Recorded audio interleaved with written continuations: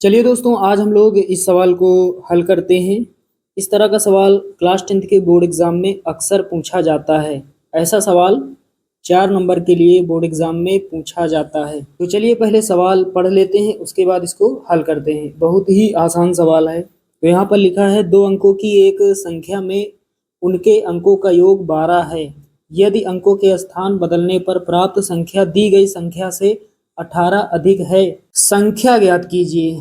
तो साथियों, यहाँ पर हमें 2 अंकों की एक संख्या बतानी है जो यहाँ पर इन शर्तों को पूरा करती है। तो चलिए हल करते हैं।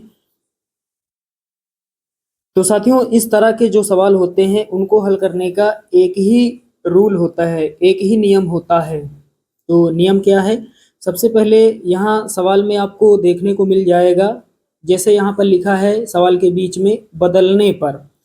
तो इस तरह से बीच में लिखा होता है, 2 अंकों की एक संख्या के बारे में बात होती है और बीच में लिखा होता है बदलने पर, उलटने पर, पलटने पर, इस तरह से लिखा होता है। तो कैसे हल करते हैं, चलिए यहाँ समझते हैं।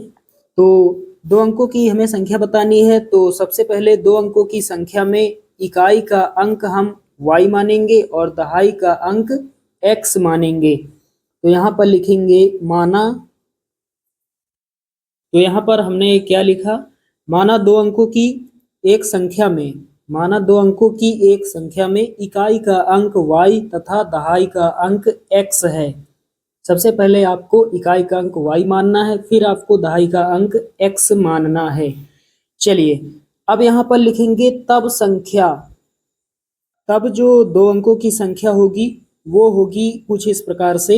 दोस्तों, इकाई का अंक हमने माना y, उसके बाद प्लस लगाएंगे। दहाई का अंक हमने माना x, तो x लिखेंगे और x में 10 से हम गुणा करेंगे।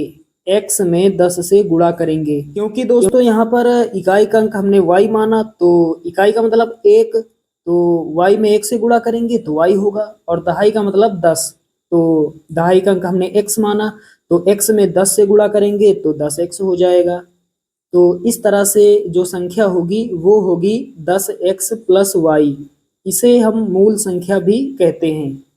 तो ये आपके समझ में आ गया होगा। अब दोस्तों आ जाते हैं जो सवाल में यहाँ पर दिया गया है।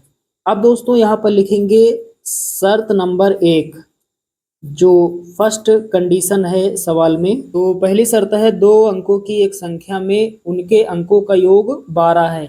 इकाई का अंक हमने y माना प्लस दहाई का अंक हमने x माना, तो x प्लस वाई बराबर कितना होगा? 12 होगा। अब यहाँ से किसी एक का मान निकाल लेते हैं। चलिए y का निकाल लेते हैं, तो y बराबर कितना हो जाएगा? x इधर आएगा 12 के पास, माइनस का हो जाएगा। इसे हम इक्वेशन फर्स्ट मान लेंगे। तो y बराबर कितना? 12 माइनस x। अब दोस्तों आगे लिखा है अंकों के स्थान बदलने पर प्राप्त संख्या। तो यहाँ पर लिखेंगे अंकों के स्थान बदलने पर प्राप्त संख्या बराबर लगाएंगे। तो इकाई का अंक हमने y माना, तो स्थान हमें बदल देना है, तो इकाई का अंक अब x मानेंगे, फिर प्लस लगाएंगे। दहाई का अंक हमने माना है x, तो इस बार मानेंगे y, और y में 10 से गुणा करेंगे। तो जब अंकों के स्थान बदलेंगे तब हमें प्राप्त संख्या होगी 10y प्लस x। चलिए ये भी आप समझ गए। अब दोस्तों लिखेंगे शर्त नंबर 2। अब सेकंड कंडीशन क्या है? तो सेकंड कंडीशन जो है, यहाँ से पढ़ते हैं। यदि अंकों के स्थान बदलने पर प्राप्त संख्या, तो अंकों के स्थान बदलने पर हमें संख्या प्राप्त हुई है 10y plus x. 10y plus x. आगे लिखा है दी गई संख्या अर्थात ये जो मूल संख्या है इस संख्या से 18 अधिक है। दी गई संख्या से 18 अधिक है, बराबर लगाएंगे। दी गई संख्या से यानी 10x प्लस वाई से 18 अधिक है। 18 अधिक है मतलब प्लस लगाएंगे। अंकों के स्थान बदलने पर प्राप्त संख्या दी गई संख्या से 18 अधिक है। चलिए ये भी आप समझ गए। अब यहाँ पर सॉल्व कर लेते हैं। तो x को x के पास लाएंगे, y को y के पास लाएंगे, तो y इधर प्लस का है, इधर आएगा 10y के पास तो माइनस का हो जाएगा। उसके बाद x इधर प्लस का है, 10x के पास आएगा तो कितना हो जाएगा, माइनस का हो जाएगा। तो पहले 10x और माइनस का x प्लस का 18। अब हल कर लेते हैं।